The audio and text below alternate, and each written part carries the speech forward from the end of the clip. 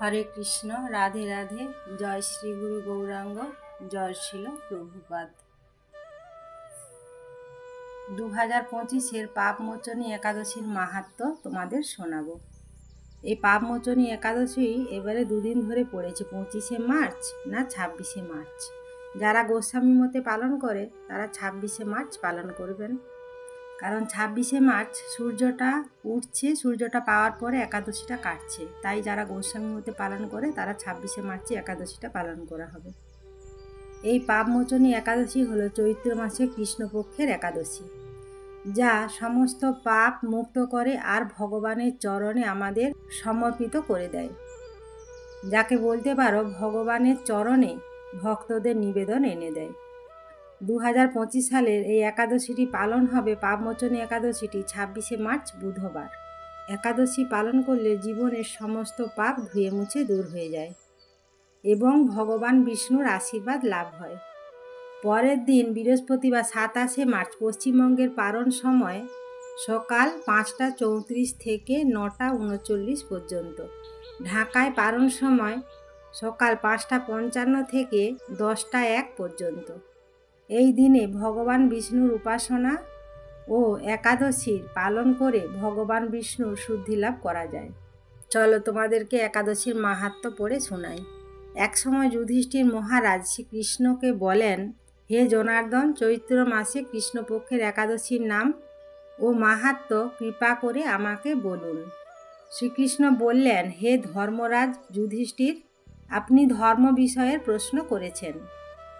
এই একাদশী সকল সুখের আধার, সিদ্ধি প্রদানকারী ও পরম মঙ্গলময়। সমস্ত পাপ মোচন করে এই পবিত্র একাদশী তিথি পাপমোচনী একাদশী। রাজা মান্ধাতা একবার লোমস মুনিকে এই একাদশীর কথা জিজ্ঞাসা করেছিলেন। সেই বিচিত্র উপাখ্যানটি আপনার কাছে বলছি, আপনি মনোযোগ সহকারে শুনুন বা শ্রবণ করুন। প্রাচীনকালে অতি মনোরম চৈত্ররথ পুষ্প উদ্যানে মুনিগণ বহু বছর ধরে তপস্যা করতেন। এক সময় মেধাবী নামে এক ঋষিকুমার সেখানে তপস্যা করেছিলেন। মঞ্জু ঘোষা নামে এক সুন্দরী অপ্সরা তাকে বশীভূত করতে চাইল, কিন্তু ঋষির অভিশাপের ভয়ে সে আশ্রমের 2 মাইল দূরে অবস্থান করতে লাগল। বীণা বাজিয়ে সে মধুর সুরে গান করত। একদিন মঞ্জু ঘোষা মেধাবীকে দেখে কাম বাণে পীড়িতা হয়ে পড়ে। এদিকে ঋষি মেধাবীরাও অপ্সরার সৌন্দর্য দেখে মুগ্ধ হন। তখন সেই অপ্সরা নানান হাবভাব দেখিয়ে মুনিকে কটাক্ষ করার বশীভূত করে।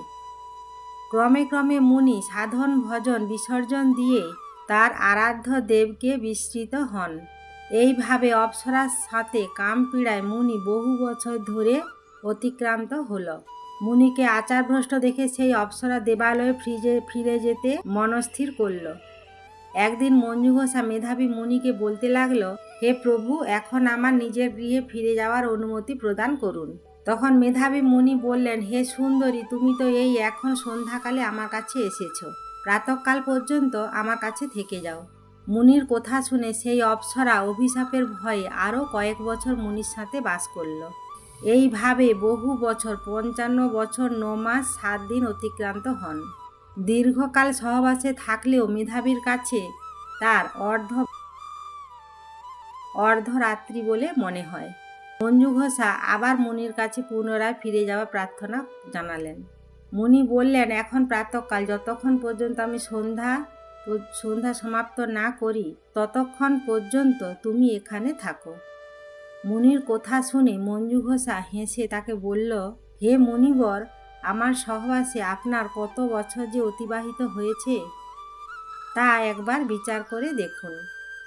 এই কথা শুনে মুনি স্থির হয়ে চিন্তা করে দেখলেন যে তার 56 বৎসর অতিবাহিত হয়ে গেছে।